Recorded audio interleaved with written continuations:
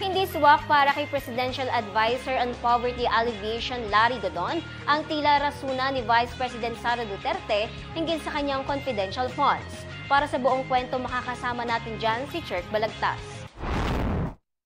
Pinalagaan ni Presidential Advisor on Poverty Alleviation Larry Dodon ang umano'y palusot ni Vice President Inday Sara Duterte hinggil sa umano'y misuse ng kontrobersyal na confidential funds ng Office of the Vice President o OVP.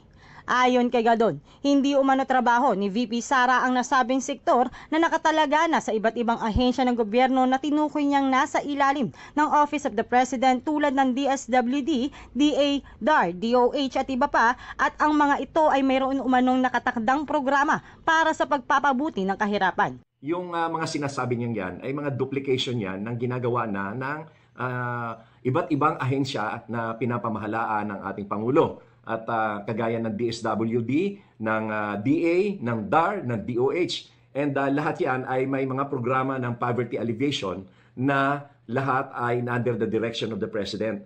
Now, what VP Sara should explain is the more than 1,000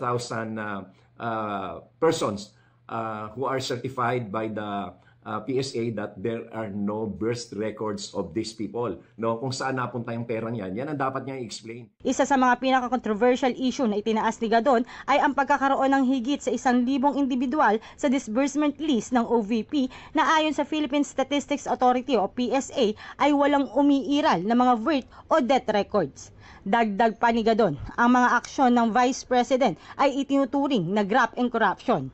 Ang paglista umano ng mga bogus beneficiaries ay isang tahasang paglabag sa batas at pagtataksil sa tiwala ng publiko.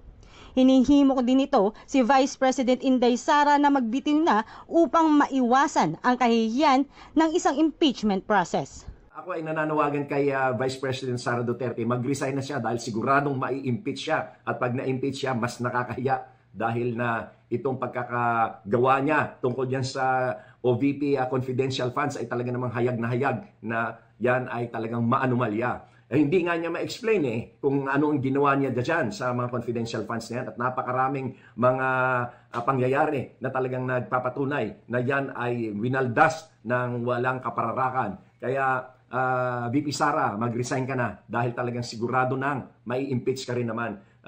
Save your dignity and honor at least by resigning. Mag-resign ka na. Ako, si Cherk Balagtas para sa Kwentong Politiko.